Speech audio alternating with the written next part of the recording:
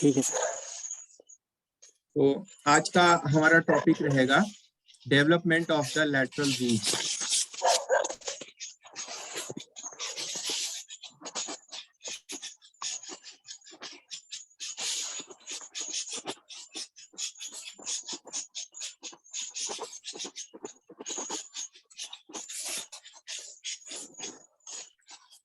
कि lateral root का formation plants में किस तरीके से होता है और लैटरल रूट्स की जो ओरिजिन होती है वो कहाँ से होती है, कौन से टिश्यू ऐसे हैं जो लैटरल रूट्स के डेवलपमेंट के लिए रिस्पॉन्सिबल होते हैं। तो रूट आप लोगों को पता होगा कि रूट दो तरह की होती है, एक टैप रूट और एक होती है एडवेंटिशियस रूट। टैप रूट का मतलब ये होता है, टैप रूट का मतलब ये होता है कि मूसला जड़ जिसको हम लोग कहते हैं, ठीक है ना, मूसला जड़। जैसे कि आपने डाइकॉट प्लांट्स में देखा होगा कि डाइकॉट प्लांट्स में अधिकतर जो जड़ें होती हैं मूसला होती हैं, या जो ट्रीज होते हैं, वृक्ष जिसको हम लोग कहते हैं, जिनमें लकड़ी का निर्माण होता है, अधिकतर कुछ अपवाद को छोड़ दें हम तो उन सभी में जो रूट्स पाया जाता है वो टैप रूट होता है, मूसला जड़, जिसमें कि एक जो प्रमुख जड़ होती है वो अंदर जमीन में गहराई तक चली जाती है और उस प्रमुख जड़ से जो है लैटरल साइड से शाखाएं निकलती हैं। तो जो प्रमुख जड़ होती है उसको टैप रूट कहते हैं और उसकी जो शाखाएं निकलती हैं प्रमुख जड़ से, उन शाखाओं को हम लोग जो है लैटरल रूट्स कहते हैं। ठीक, प्रमुख जड़ का निर्माण किससे होता है? जो प्रमुख जड़ है यानी जो मेन प्रिंसिपल रूट है, टैप रूट है, उसका जो निर्माण होता है वो एम्ब्रियो के रेडिकल से होता है, मूलांकुर से होता है। वही मूलांकुर जो है आगे जर्मिनेट करके नीचे की तरफ बढ़ता है और सॉइल के अंदर जाकर के प्राइमरी रूट का निर्माण करता है। ठीक, जबकि जो रेडिकल के अलावा जो दूसरा पार्ट एम्ब्रियो से बाहर निकलता है सीड के, वो होता है प्लूम्यूल, और प्लूम्यूल ऊपर जाकर के स्टेम और शूट का निर्माण करता है। ठीक, तो रेडिकल एंड प्लूम्यूल, रेडिकल से जो है मूसला जड़ या टैप रूट का निर्माण होता है, चाहे रूट टैप हो या एडवेंटिसस हो। एडवेंटिसस रूट्स को हम लोग अपस्थानिक जड़ कहते हैं। एडवेंटिसस रूट में भी जो है लैटरल रूट्स यानी जो बाहर की ओर शाखाएं निकलती हैं जड़ों से, उनका निर्माण होता है। लैटरल रूट्स का जो मेन काम होता है, ये टैप रूट होता है, they increase the surface area of the principal root. इनका प्रमुख काम क्या है लैटरल रूट्स का? ये जो रूट का सरफेस एरिया है उसका सरफेस एरिया बढ़ा देती है और इन्हीं रूट्स पर जो है रूट हेयर्स लगे होते हैं और ये रूट हेयर्स एब्जॉर्प्शन का काम करते हैं। ठीक, अब आते हैं देखते हैं कि ओरिजिन कैसे होती है। तो सबसे इंपॉर्टेंट बात ये है कि the lateral roots they form from the parent root pericycle. इनका जो निर्माण होता है वो रूट की पेरीसाइकिल से होता है ना। रूट के अंदर आप देखेंगे, रूट के एनाटॉमी मेरे जो लेक्चर्स हैं वो अपलोड है, structure of the root, structure of the stem and structure of the leaf के, वो ऑलरेडी अपलोड है। आप लोगों ने, मुझे उम्मीद है कि वो देख लिया। ठीक है, तो जो लैटरल रूट की ओरिजिन होती है that happens by the pericycle. ठीक, पेरीसाइकिल के द्वारा लैटरल रूट फॉर्मेशन होता है। आप यहाँ पर ये देखिए, ये पेरीसाइकिल टिश्यू है, यही पेरीसाइकिल टिश्यू जो है लैटरल रूट का निर्माण करती है। अच्छा, इसकी पोजीशन कहाँ पे है लैटरल रूट की? लैटरल रूट की पोजीशन है एंडोडर्मिस के नीचे और फ्लोएम के ऊपर। कहाँ पर है ये पेरीसाइकिल? एंडोडर्मिस के नीचे और फ्लोएम के ऊपर। ठीक है, तो यही पेरीसाइकिल लैटरल रूट्स का निर्माण करती है। ठीक, रूट के अंदर they generally arise and are arranged in linear rows opposite the protoxylem poles of the parent root or opposite to the phloem poles in some monocotyledons. अगर हम बात करें इनकी ओरिजिन कहाँ पर जनरली हो रही, देखिए यहाँ पर जनरली ये देखा गया है कि ये जो पेरीसाइकिल होती हैं ये फ्लोएम के अपोजिट प्रेजेंट होती हैं। Sometimes they may be present opposite to the protoxylem pole of the parent root. कभी कभी ये जो है रूट के प्रोटोजाइलम पोल की तरफ से भी जो है इनकी ओरिजिन स्टार्ट होती है। ठीक, तो दो चीजें यहाँ पर आपको क्लियर हुई कि जो लैटरल रूट फॉर्मेशन होता है वो रूट के पेरीसाइकिल से होता है।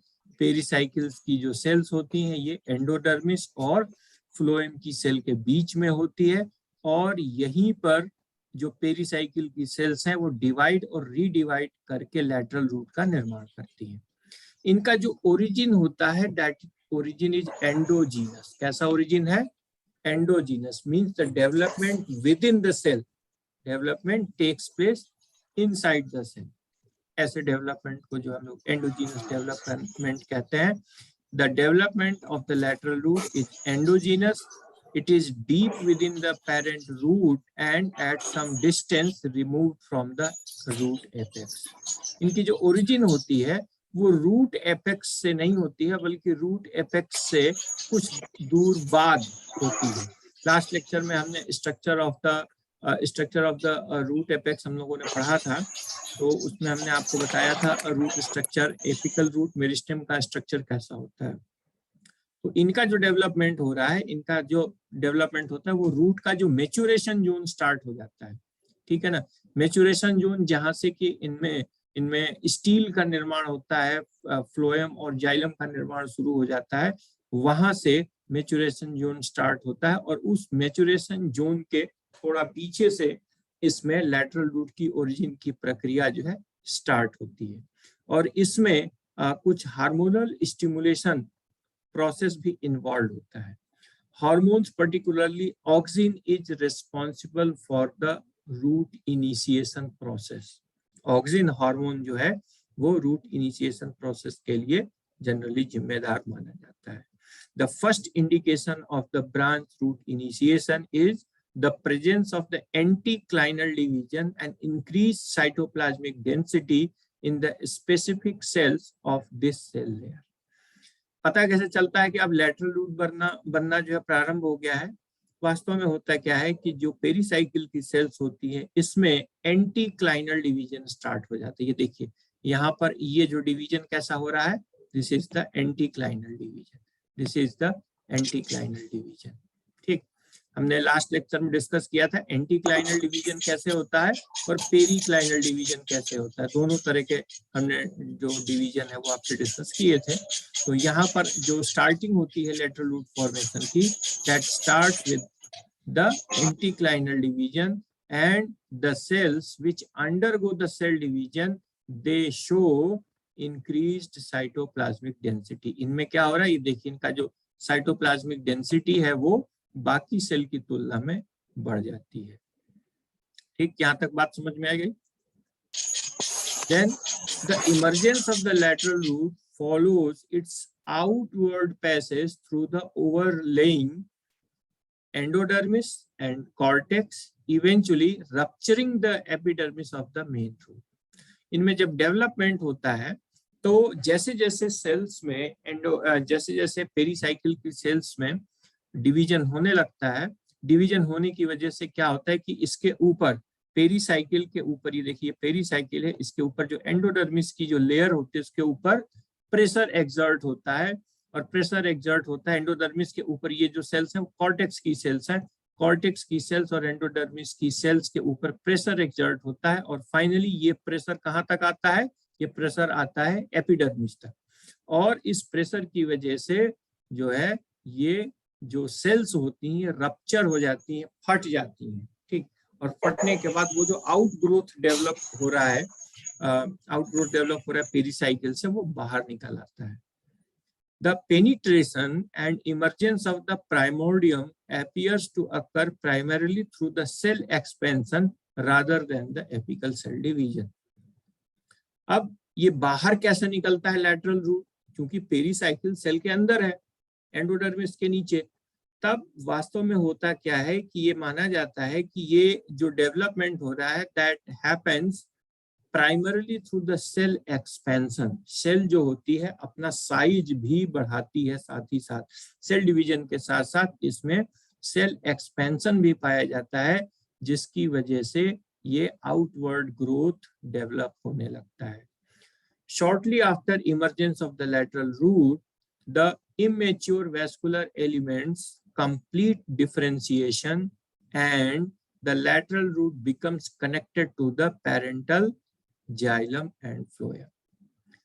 जैसे ही lateral root अंदर से बाहर यानी कि सरफेस पर आ जाती है, तब क्या होता है कि जो इसमें वैस्कुलर एलिमेंट्स होते हैं, यानी जो लैटरल रूट के जो वैस्कुलर एलिमेंट्स होते हैं वो अभी इमेच्योर होते हैं, उनमें अब जो वैस्कुलर डिफरेंशिएशन है वो कंप्लीट हो जाता है और ये जो लैटरल रूट है वो पेरेंटल जाइलम एंड फ्लोएम के साथ कनेक्ट है। यानी जो मेन रूट है, जो टैप रूट का जो जाइलम एंड फ्लोएम है, उस टैप रूट के जाइलम एंड फ्लोएम से लैटरल रूट का जाइलम और फ्लोएम कनेक्ट हो जाता है। यानी कि न केवल सेल आउटग्रोथ होता है, न केवल सेल एक्सपेंशन होता है, बल्कि उसमें वैस्कुलर डिफरेंशिएशन भी होता है, यानी जाइलम एंड फ्लोएम का निर्माण भी होता है और वो वैस्कुलर डिफरेंशिएशन वैस्कुलर फॉर्मेशन में कन्वर्ट होता है और वैस्कुलर फॉर्मेशन वैस्कुलर कनेक्शन में कन्वर्ट होता है। इतनी सारी प्रोसेस जो है कब होती हैं? जब लैटरल रूट सरफेस पर बाहर आ जाता है, रूट के सरफेस के बाहर आ जाता है। ठीक। It is of interest that the bare steels divide of the cortex are able to initiate and sustain new lateral roots from the pericycle, indicating that the cortical tissue other than the endodermis is not necessary for the secondary and tertiary root formation and that the endodermis is effective in preserving stellar function. ये एक बड़े interest की बात है कि कई steles जिसमें कि which are devoid of the cortex, जिसमें कॉर्टेक्स प्रेजेंट नहीं है, the steles they are also able to initiate the new lateral root formation, lateral roots from the pericycle. ठीक, यानी कि वो प्लांट्स जिसके रूट में स्टील ही स्टील प्रेजेंट है, कॉर्टेक्स एब्सेंट है, उन रूट्स में भी जो स्टील है वो स्टील पेरिसाइकिल की सहायता से लैटरल रूट का फॉर्मेशन कर सकता है। उससे ये पता चलता है कि जो कॉर्टिकल टिश्यूज हैं, cortical tissues other than the endodermis is not necessary for the secondary and tertiary root formation. यानी कि जो सेकेंडरी और टर्शियरी रूट का फॉर्मेशन होता है उसके लिए एंडोडर्मिस के अलावा और कोई भी टिश्यू रेस्पॉन्सिबल नहीं होता है। And this endodermis is effective in preserving the stealer function. और ये जो एंडोडर्मिस होता है इसका प्रमुख कार्य क्या होता है? It preserves the stealer function. जो स्टील का कार्य होता है, स्टील का काम क्या होता है? स्टील के अंदर होते हैं जाइलम एंड फ्लोएम, और ये जो जाइलम और फ्लोएम होते हैं इनका काम कंडक्शन होता है। फिर सेंटर में पिथ होता है, पिथ का काम स्टोरेज होता है। ठीक, तो ये सब काम करने के लिए एंडोडर्मिस जो होती है वो स्पेशलाइज्ड होती है और इस स्ट्रक्चर को, स्टील के स्ट्रक्चर को प्रिजर्व करने का काम एंडोडर्मिस करती है। Because the pericycle cells retain the potential to resume cell division, they also contribute to the development of the root vascular and cork cambia in roots with secondary growth. चूंकि जो pericycle की sales होती है इसमें cell division को दोबारा शुरू करने की क्षमता होती है, इसीलिए ये जो पेरिसाइकिल की सेल्स होती हैं ये रूट वैस्कुलर सिस्टम और कॉर्क कैम्बियम जिसका कि निर्माण सेकेंडरी ग्रोथ के दौरान होता है उसमें ये भाग लेती हैं। उसके लिए ये पेरिसाइकिल की सेल्स आवश्यक होती हैं। ठीक, this is about the formation of lateral root. अब दूसरा शॉर्ट टॉपिक है हार्टवुड एंड सैपवुड। अब सवाल ये आता है वुड क्या है? कौन कौन कनेक्टेड है यहाँ पर? वुड क्या है? वुड किसको कहते हैं? सेकेंडरी जाइलम, यानी जब सेकेंडरी ग्रोथ प्लांट में हो जाता है तो सेकेंडरी ग्रोथ के बाद जो स्ट्रक्चर बनता है, आपको पता होगा, आप लोगों ने बीएससी में भी पढ़ा होगा कि जब सेकेंडरी ग्रोथ होती है तो कैम्बियम का निर्माण होता है और ये कैम्बियम बाहर की तरफ सेकेंडरी फ्लोएम और अंदर की तरफ सेकेंडरी जाइलम टिश्यू कट करती है। ठीक, तो would is nothing but all the secondary xylem. जितना भी सेकेंडरी जाइलम है उसी को हम लोग जो है वुड बोलते हैं। ठीक, वुड कब बनेगा? हमेशा सेकेंडरी ग्रोथ के बाद ही वुड का निर्माण। वुड मतलब लकड़ी। लकड़ी क्या है? लकड़ी is actually the commercial part of the plant. ठीक, अब इसमें भी वुड दो तरीके का है, एक है हार्ट वुड और एक है सैप वुड। आपके सामने दो चित्र हैं, इसमें से बता सकते हैं कौन सा हार्ट वुड है, कौन सा सैप वुड है?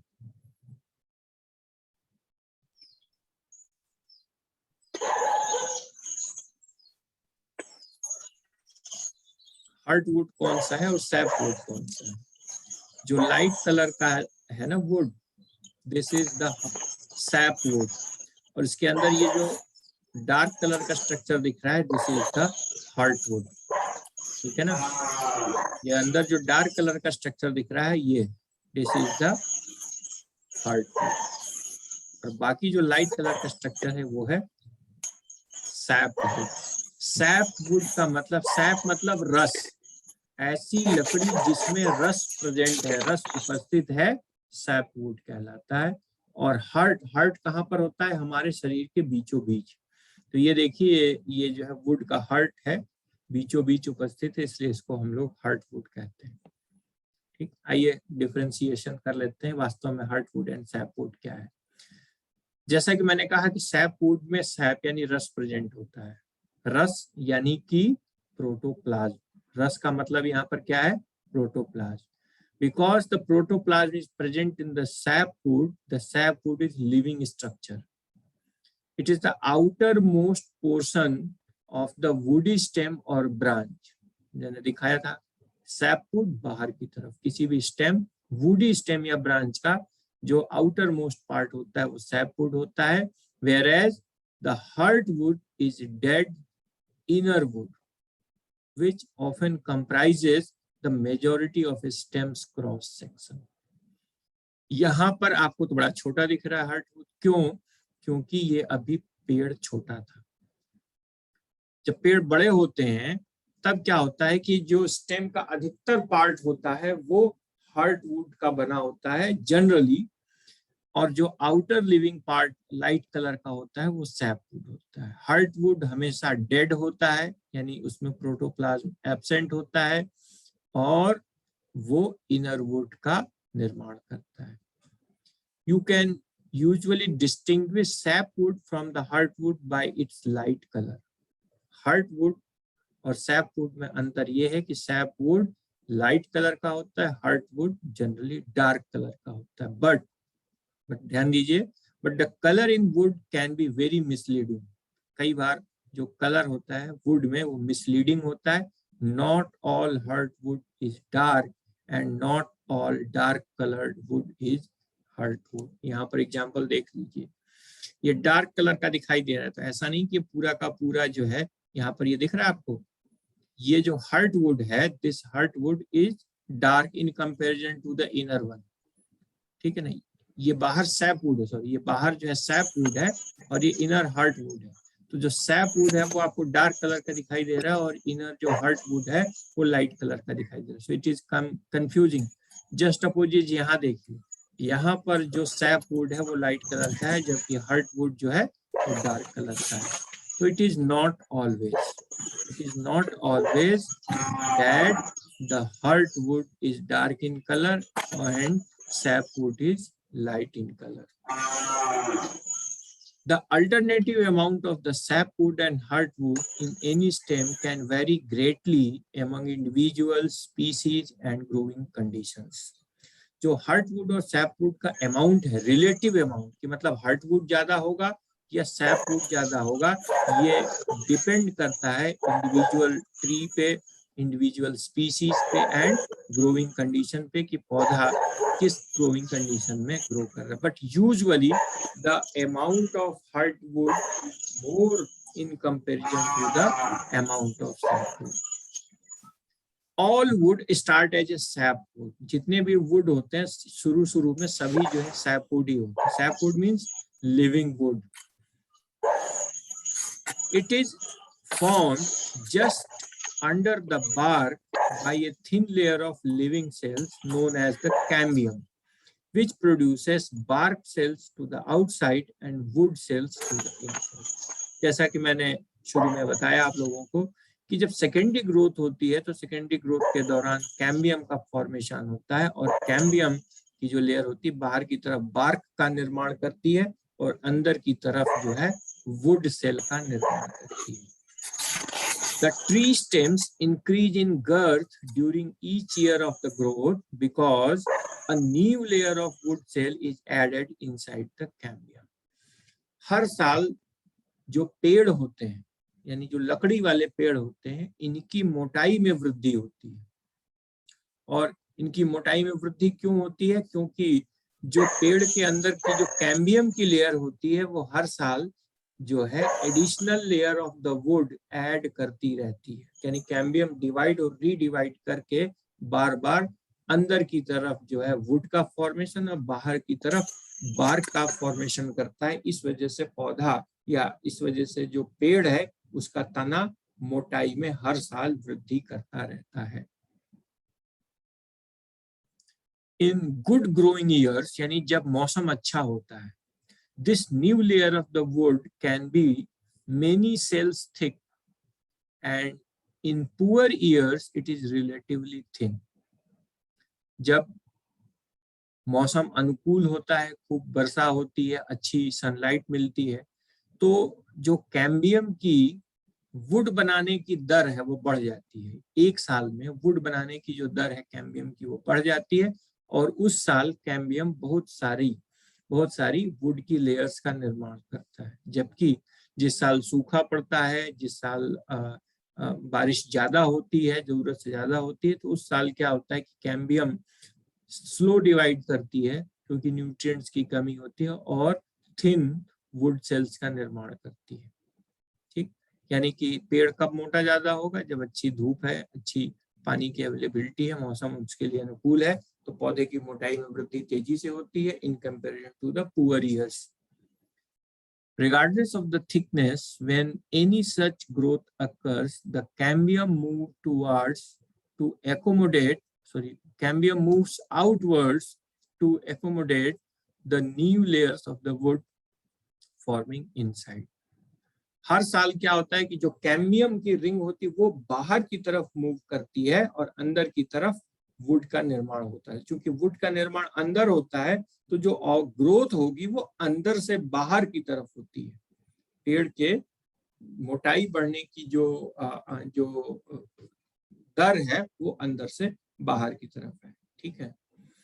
The sapwood is newly formed outermost region of the wood. Sapwood की पोजीशन कहाँ होती है? पहले भी बताया कि हर साल जो कैम्बियम होता है वो हार्टवुड नहीं बनाता है.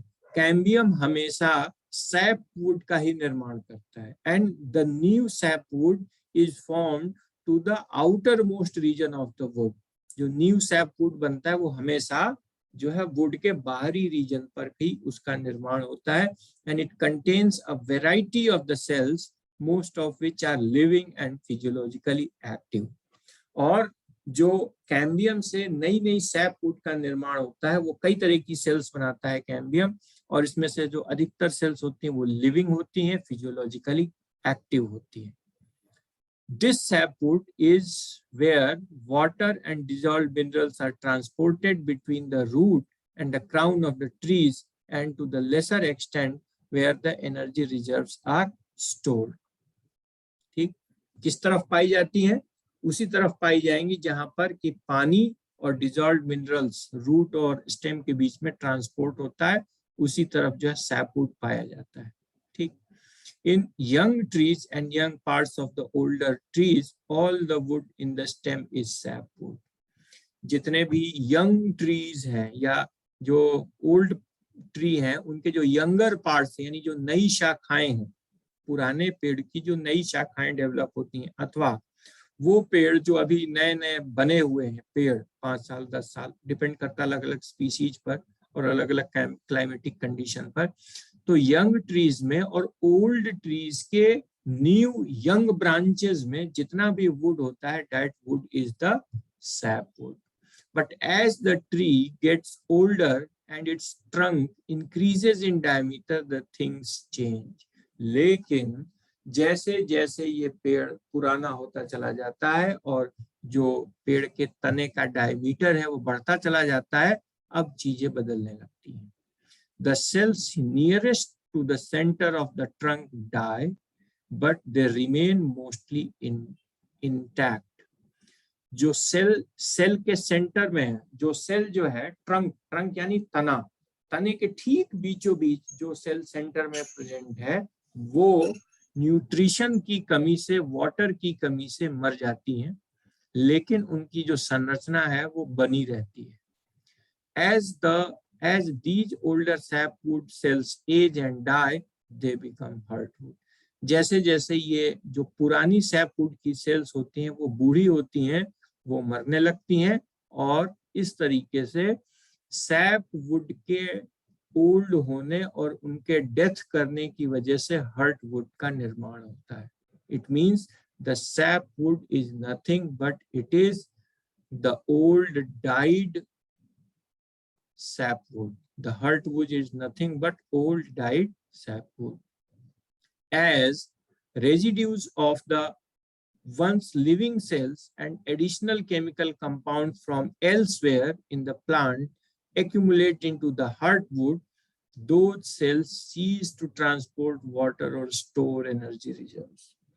जैसे जैसे कि ये हार्टवुड की जैसे जैसे जो सैपवुड की सेल्स हैं ये पुरानी पड़ती है और मरने लगती हैं, इनके अंदर केमिकल्स स्टोर होने लगते हैं, कुछ केमिकल कंपाउंड स्टोर होने लगते हैं, और वो जो केमिकल कंपाउंड होते हैं ना तो वो पानी होता है, ना ही एनर्जी रिजर्व होता है. यानी एनर्जी रिजर्व का मतलब स्टार्च, एटीपी, ये क्या है, एनर्जी रिजर्व है. तो स्टार्च का एक्यूमुलेशन, फॉर एग्जाम्पल जैसे कि मैंने आपको बताया था स्टील के अंदर पित्त होता है, तो पित्त का काम क्या होता है, storage of the food material. और फूड मटेरियल स्टार्च के रूप में या कुछ और जो भी प्लांट का रिजर्व फूड मटेरियल जिस फॉर्म में प्लांट स्टोर करता है उसको रखता है, but the cells of the pith are living. लेकिन वुड के केस में ऐसा नहीं होता है. वुड के केस में जैसे जैसे कि सैप वुड की सेल्स पुरानी होती हैं, मरने लगती हैं, उनके अंदर दूसरे तरह के केमिकल्स इकट्ठा होने लगते हैं. वो केमिकल क्या होते हैं? These chemical compounds they are resins, phenols, terpenes, and they are referred as extractives. यानी उसके अंदर जो केमिकल्स होते हैं इनको हम लोग क्या कहते हैं? रेजिन. जैसे कि पाइनस के अंदर क्या स्टोर होता है? रेजिन, लीसा जिसको हम लोग कहते हैं. फिनॉल्स, ठीक है ना, polyhydroxy alcohols, phenols, aromatic alcohols, phenols कहलाते हैं. टर्पीन्स, काफी कॉम्प्लेक्स स्ट्रक्चर होता है टर्पीन्स का. These are the aromatic compounds, and these aromatic compounds are deposited into the dead cells of the sapwood and convert them into the heartwood. Due to the deposition of the resins, phenols, and terpenes, the heartwood become more resistant to attack by the insects and decay organisms. यानी कि इन पदार्थों के इकट्ठा होने की वजह से, resin, phenol और टर्पीन्स के इकट्ठा होने की वजह से जो हार्टवुड होता है वो इंसेक्ट और जो डीके ऑर्गेनिज्म, फंजाई और बैक्टीरिया, इनके अटैक से रेजिस्टेंट हो जाता है. यानी कि हार्टवुड के ऊपर जल्दी फंजाई, बैक्टीरिया और इंसेक्ट्स अटैक नहीं कर पाते हैं. क्यों? क्योंकि इनके सेल के अंदर साइटोप्लाज्म की जगह रेजिन, फिनॉल और टर्पीन्स भरे होते हैं. Right? And it is these compounds, the resin, phenol, and terpenes, which are responsible for making the heartwood dark in color. इन्हीं compounds की वजह से जो heartwood होता है वो sapwood की तुलना में dark color का दिखाई देता है. These woods means the heartwood, they are highly prized largely because of their colored heartwoods. But it is important to remember that the color alone is not the sole distinction between the sapwood and heartwood. regardless of the species. इसी colour की वजह से जो hardwood होता है उसकी कीमत ज्यादा होती है। ऐसा कहा जाता है कि लकड़ी मैच्योर हो गई है। आम बोलचाल की भाषा में कहते हैं कि लकड़ी पक गई है, पकी हुई लकड़ी है या मैच्योर लकड़ी है। जब भी आपको फर्नीचर बनवाना हो तो आप कोशिश करें कि आप हार्डवुड से फर्नीचर बनवाएं in comparison to the sapwood, because कि जो हार्डवुड होता है वो ड्यूरेबल होता है, उस पे इंसेक्ट, माइट्स, फंगस अटैक नहीं करते हैं। दूसरी चीज ये है कि जो हार्डवुड का शेप होता है वो ईयर आफ्टर ईयर सेम बना रहता है। क्यों? क्योंकि उसके अंदर वाटर नहीं है। जबकि जब आप सैपवुड का यूज करते हैं फर्नीचर बनाने में, तो चूंकि सैपवुड के अंदर प्रोटोप्लाज्म है, पानी है, तो समय के साथ साथ जैसे जैसे उसका पानी सूखता जाएगा उस लकड़ी में डिस्टॉर्शन आ जाता है, ऐंठन आ जाती है। यानी अगर लकड़ी कच्ची है उसका आप अगर फर्नीचर बनाएंगे तो वो लकड़ी ऐंठ जाएगी आने वाले समय में, और वो जो शेप है वो डिसफिगर्ड हो जाएगा। ठीक, इसलिए जो सैपवुड होता है उसकी मार्केट में प्राइस ज्यादा होती है in comparison to the hardwood. But again, color alone is not the criteria to distinguish between the hardwood and sapwood. केवल कलर देख के आप हार्डवुड और सैपवुड को डिटरमाइन नहीं कर सकते हैं। अक्सर लोग इसमें धोखा खा लेते हैं। ठीक, क्यों? क्योंकि कई बार क्या होता है कि जो हार्डवुड होता है वो सैपवुड की तुलना में लाइट कलर का दिखने लगता है। कब दिखता है? कि ड्यू टू द इंजरी। कई बार क्या होता है कि जिस सैपवुड में इंजरी हो जाती है तो वो सैपवुड तेजी से मरने लगता है। ठीक है ना, जैसे कि इसमें इंजरी हो जाए या फंगल इन्फेक्शन हो जाए तो वो तेजी से हार्डवुड सैपवुड में कन्वर्ट होने, सॉरी, जो सैपवुड है वो हार्डवुड में कन्वर्ट होने लगता है। और ऐसे केस में जो हार्डवुड बनता है वो लाइट कलर का हो जाता है जब वो इन्फेक्शन या इंजरी की वजह से सैपवुड हार्डवुड में बनता है। इसके अलावा कई प्लांट्स हैं जैसे स्प्रूस है, फर है, यानी ये जिम्नोस्पर्म्स है, कॉटन वुड है, बास वुड है, they are naturally very light in colour. जो लकड़ी होते हैं ऑलरेडी लाइट कलर की होती है, तो वहां भी आपको कंफ्यूजन हो सकता है। But again, if these light colored hardwoods are injured, they often do become darkened by discoloration. कई बार क्या होता है कि ऐसे प्लांट्स जिसमें कि जो लाइट कलर का हार्डवुड बनता है, अगर इसमें इंजरी आती है तो वो भी डार्क हो जाते हैं डिस्कलरेशन की वजह से।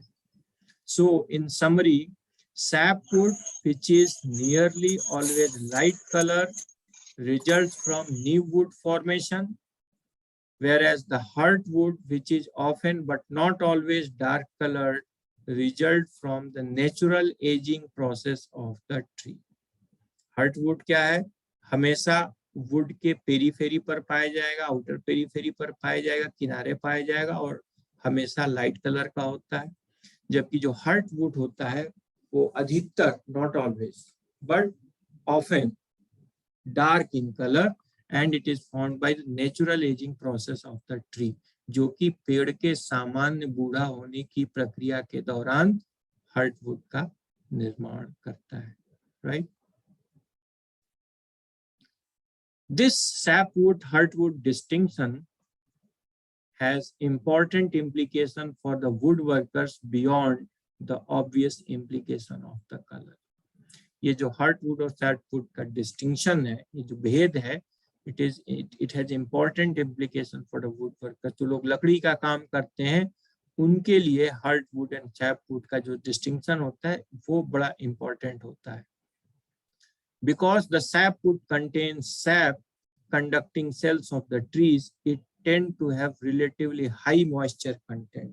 जैसा कि मैंने आपसे पहले कहा कि चूंकि सैपवुड के अंदर काफी मॉइस्चर होता है। क्यों? क्योंकि इसमें बहुत अधिक मात्रा में जो है प्रोटोप्लाज्म या लिविंग सेल्स प्रेजेंट होती हैं। This is good for the living tree. Sapwood is good for the living tree, but it is not good for the woodworkers. लेकिन जो बढ़ई का काम करते हैं, लकड़ी का काम करते हैं, उनके लिए sapwood अच्छा नहीं होता है, because the sapwood tends to shrink and move considerably when dried. क्यों? क्योंकि जब सैपवुड की जो लकड़ी है वो सूखती है, या जो सैपवुड की जो लिविंग सेल्स हैं वो जब मर जाती हैं तो उसमें श्रिंकेज होता है, वो सिकुड़ जाता है, and it is much more susceptible to decay and staining by the fungi.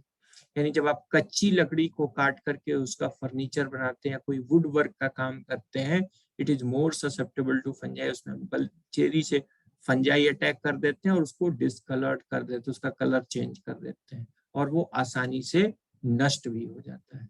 So this is the difference between the hardwood and the sapwood. अब इसी से मिलता जुलता एक और टर्म होता है hardwood and softwood. Hardwood and sapwood अलग है। यहाँ भी हार्डवुड का हार्ड है और सैपवुड का सॉफ्ट है। तो hardwood and softwood they are the different term. देखिए, जो हार्डवुड होता है इसको हम लोग पोरस वुड भी बोलते हैं, जबकि जो सॉफ्ट वुड होता है इसको हम लोग नॉन पोरस वुड भी कहते हैं। सिंपल शब्दों में, जो एंजियोस्पर्मिक प्लांट्स होते हैं उनकी लकड़ी को हम हार्डवुड या पोरस वुड कहते हैं, जबकि जिम्नोस्पर्म्स की लकड़ी जो होती है उसको हम लोग सॉफ्ट वुड या नॉन पोरस वुड कहते हैं। अब जिम्नोस्पर्म और एंजियोस्पर्म के वुड में जो मेन डिफरेंस ये है कि जो एंजियोस्पर्म्स होते हैं उनके जाइलम में वेसल्स पाया जाता है, जबकि जिम्नोस्पर्म्स के जाइलम में वेसल्स नहीं पाया जाता है। चूंकि जिम्नोस्पर्म्स के जाइलम में वेसल्स नहीं पाया जाता है, इसलिए उनकी लकड़ियों में, उनके वुड में जो है वेसल्स ना पाए जाने के कारण पोर्स नहीं पाए जाते हैं, छिद्र नहीं पाए जाते हैं। छोटे छोटे जो वेसल्स के जो पोर्स होते हैं जो एंजियोस्पर्म की वुड में पाए जाते हैं वो नहीं पाए जाते हैं। ठीक है, इसलिए जिम्नोस्पर्म्स की वुड को हम लोग सॉफ्ट वुड या नॉन पोरस वुड कहते हैं। ठीक, टेक्निकली अगर हम देखें तो जो हार्डवुड है वो उसका नेचर हार्ड होता है। The hardwood in case of angiosperms, it possesses vessels, fibers and parenchyma.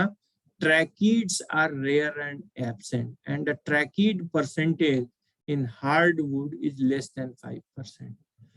Whereas in case of softwood or in wood of the gymnosperms, they are mainly consist of tracheids and rays, and the tracheid percentage is about 90 to 95%. In case of hardwood, the xylem fibers are so many. Plenty means so many, बहुत अधिक होते हैं. Whereas in case of gymnospermous non-porous softwood, the xylem fibers are very few. For example, जो hardwood का example है वो teak wood है. Teak क्या होता है? शबनम, टीक किसको कहते हैं?